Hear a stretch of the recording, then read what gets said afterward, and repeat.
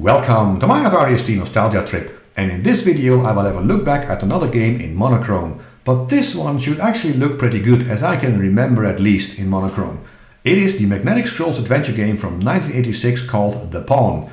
And the aim of this game is to escape from the land of Kronos, where strange things happen all the time. And apparently in the novella it also talks about dwarves being banished from the kingdom, which is not very good as they produce high quality whiskey. So apparently you have to solve that problem as well, although to be honest I do not remember anything about the actual plot of this game, because I had a pirated copy when I was young and I was only 11 years old, so I was also way too young to be skillful in any adventure game of this class. But this game of course had something special, because next to a good text adventure with a very advanced parser for the time, this game had great graphics, especially for 1986. So my nostalgia trip will focus primarily on those graphics, as I feel also it would be very difficult to really engage anyone into the adventure game itself by means of YouTube video. And I did play it in Monochrome a few times, but I don't know exactly if it actually looked as good as I remember, so that is something we are going to find out. And after starting up the game in Monochrome, for some reason it doesn't show me the title screen, but it just throws me straight into the game. I don't know really why that is. Maybe that just didn't want to convert that picture, or it has to do with the copy of the game I found on the internet. But it shows me, it gives a description, what was happening, what I remember and where I am now, but it doesn't give me any backstory. So if you had a pirated copy of this game, it was going to be really difficult to play, because the game package included the novella complete with a map and also some decipherable hints. So you could type hint in the parser followed by a code, and it would actually give you a hint. And if you didn't have that, it's going to be really difficult to play this game. So I am just going to use a bit of a part of a walkthrough to actually get some part to the game, and in the meantime we can sort of look at the nice graphics. Because right now I'm on a path and it says you are on a gravel path leading north to two snow-capped mountains. To the west is a dying forest, and eastward is a vast grassy plain, and the path is also continuing southwards. And this description, normally in an adventure game, was all you got. There was absolutely nothing else, but the Magnetic Scrolls games basically provided you with graphics of the environment. And I'm going to be very honest, looking at this, I'm actually a bit disappointed, because in my memory in Monochrome the graphics looks a lot better than what I'm seeing here. Because in color these graphics were absolutely magnificent, especially for 1986. This looks actually a little bit disappointing. But maybe it's just this part of the environment and there are other parts that actually look a lot better. We will see. We will see by playing the game. And of course, since I woke up, I should actually check my clothes to see if I'm still wearing everything. And yeah, the text of course disappears behind the picture, so you have to sort of move it out of the way. But it says, yeah, you have a black shirt with a green design of a plant that has 7 jagged edges under the leaves, which reminds me of a plant I sort of know and I used to smoke. But maybe they mean something else. We will see. And of course the jeans are blue denim and I have a pocket in the front, so I should actually check the pocket as well. And it says the pocket contains a key. So okay, in that case I will get the key. And we are already getting an idea of how detailed all the actions are to get around in this game. It's not like I look into something and it immediately sort of does the rest for me. I really have to type in every detail of every action I have to do. Which is kind of interesting, because it means you can do some pretty complicated actions in the game and the parser actually understands you when you type it and tell it. So the parser in this game is very advanced. You can also, it doesn't really care about the order of the words that you use. You can say stuff in the way that you want to say it, which I think is pretty neat. Especially now, of course, when I was 11, I didn't care about it at all. I just wanted to look at the pictures. But I have now got the key, and I think it's time to go east into the grassy wilderness. And of course, it will load the next picture. And I find myself in a vast wilderness of grassy plain extending to the limit of your vision in every direction. And suddenly Kronos the magician zooms past on a circular stone platform that hovers above the ground. Which basically means, this is Back to the Future too, but they've thought of it first. Kronos invented the hoverboard before Marty McFly was using one. And of course he makes a big turn and comes and greets me. And since Kronos is a very powerful man, I should be very polite to him. So I will say greetings to Kronos. And he says, hello, I'm having a great trouble in finding someone, blah, blah, blah. And he offers me, no, I'm not going to read the whole story because it will just take too long. But he wants me to have the note, so he has the note. He gives me a note, I will take it from him. And of course, the grassy plains also, it can also be some heavily polluted lake or some muddy landscape. And doesn't really, it looks a bit disappointing. I was thinking like, oh, I'm going to watch that's how well monochrome graphics can actually be used on the ST. But for now, I'm still a bit disappointed. Kronos is also really smart. So let's ask him about my bracelet.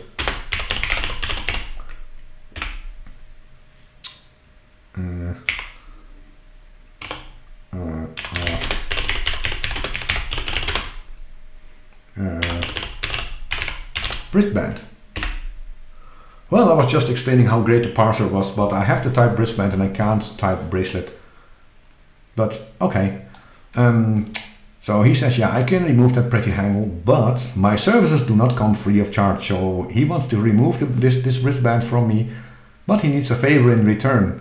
And what favor does he want in return? If you kill the man who rides the horse with no legs and brings this dead body to my room. So basically he wants me to kill someone just to remove a wristband, which doesn't sound like such a fair deal.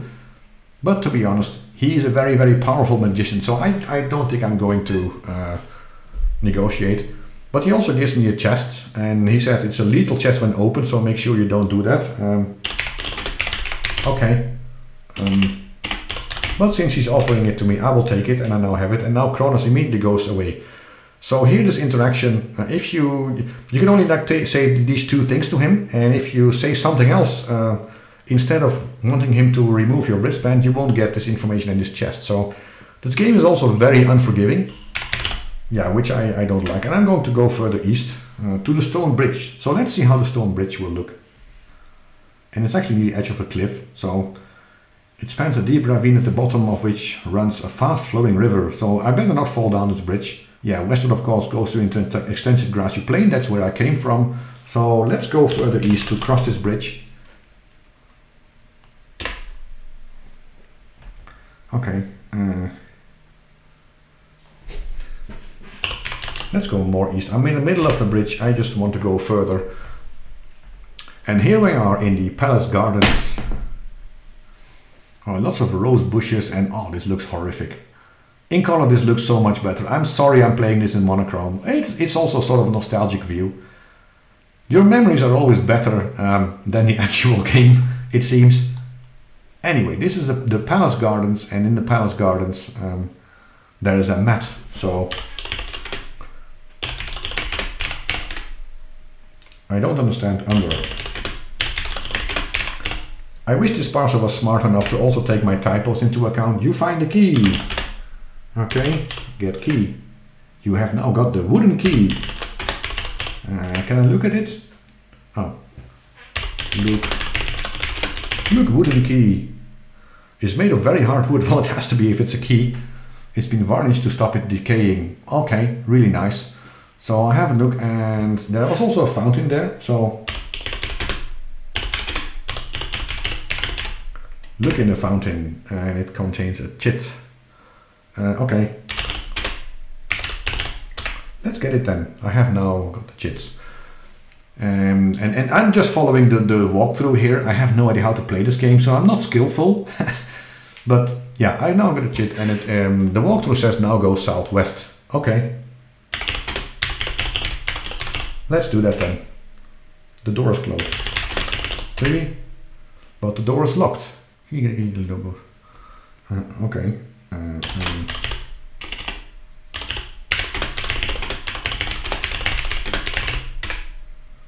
The door is now unlocked. Okay. And again, you can see you have to really tell him every detail. After unlocking the door, I am now inside the shed, in the tool shed, and as you can see, there's actually no graphics for the tool shed, so it doesn't have a nice graphical representation of everywhere you can go. Yeah, there's a hoe, a rake, and a wheelbarrow here. Okay, so get hoe, get rake, and the wheelbarrow I think you don't need. apparently. And I can also look at the workbench. It's made of wood, stands out a meter off the ground, and is the length of one of the shed walls. There is a trowel in it. Okay. Is that how you pronounce trowel? Trowel? Anyway, I can get it, so I did. And of course I can also look. So talk about detail in the game. I can look at the workbench. I can also look under the workbench. And if I only look at the workbench, I will not find this pot. I really have to look under it. So you have to really be very, very detailed in this game, which makes it very hard to play, but also nice and challenging. So I look at the pot, and the pot is made of clay and has a hole in the bottom to allow excess water to drain away. It contains a plant. Really? And the plant closely resembles the design on my shirt. So this is a pot with a plant that I can probably smoke.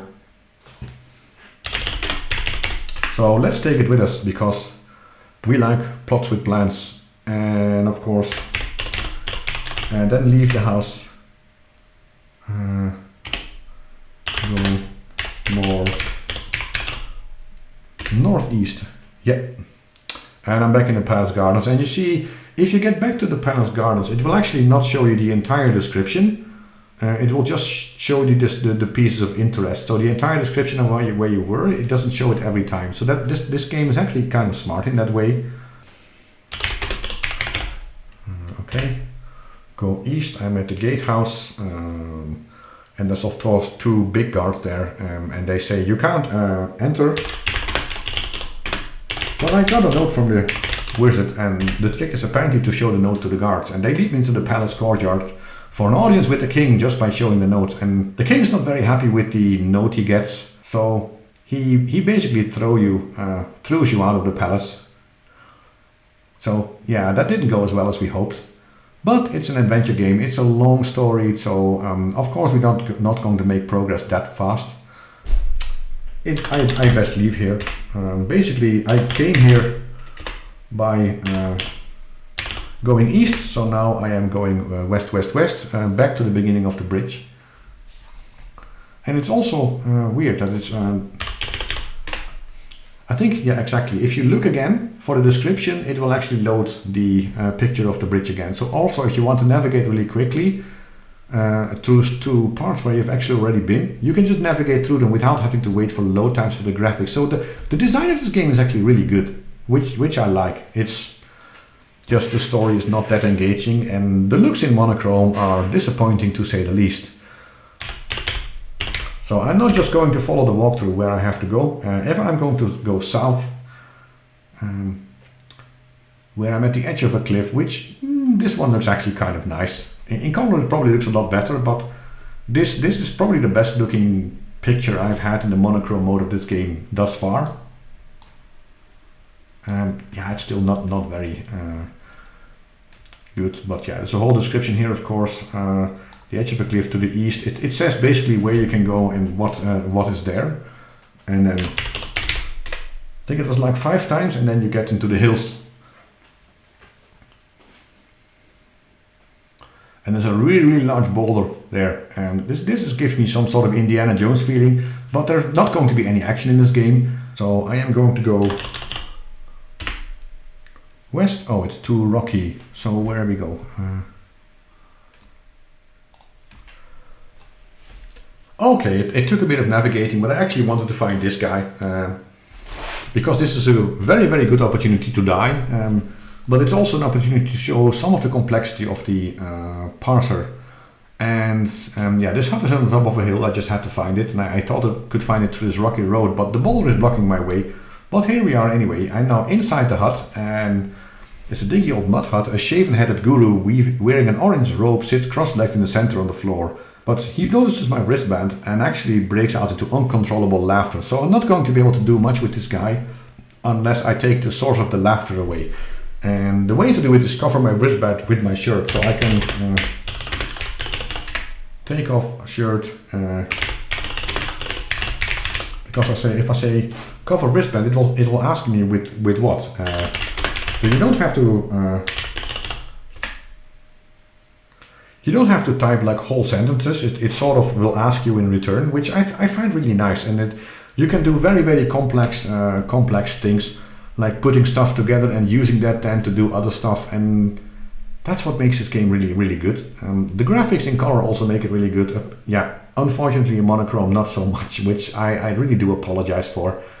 But Monsieur is now fist to the ribbanks, and now yeah, he has sort of a giggle, but he empties his bowl and gives it to you, saying, fetch me the essential nourishment of all the mortals and I will answer your questions, my child. But to be honest, I'm so disappointed in the monochrome graphics and so disappointed in my own memory that it was such not accurate. I am going to basically die by trying to kill the guru, which is never a good idea, because indeed, he possesses a hidden talent. He's an expert of the martial arts, which I should have known. So as I approach, he leaps up, delivering a power-up kick to your solar plexus, killing you instantly. You have died. Do you want to quit or restart? And of course, this is also one of the things that makes this game really, really unforgiving. If you try to do something dangerous, you just immediately die unless you do everything right. But this is also the point where I feel I have to stop playing this game, because I'm going to be really honest. I expected a little bit more from the graphics in monochrome. My memories of them were very big, and I was never a fan of text adventures like this anyway.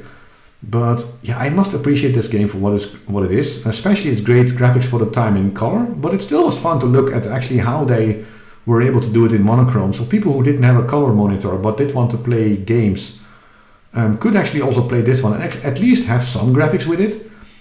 But being an adventure game, this is really one to play on your own. If you are into adventures and you've never played this, I would say have a go. Have a go at all adventures from Magnetic Trolls. I might have a look at some other ones to see if the monochrome graphics actually got better in time, like Guild of Thieves or Fish or I can't remember all of them.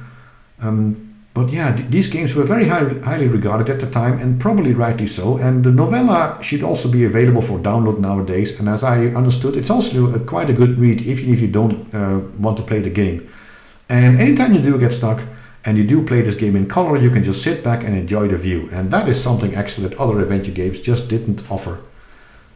Yeah, just don't play it in monochrome. And with that, I would like to thank you for watching.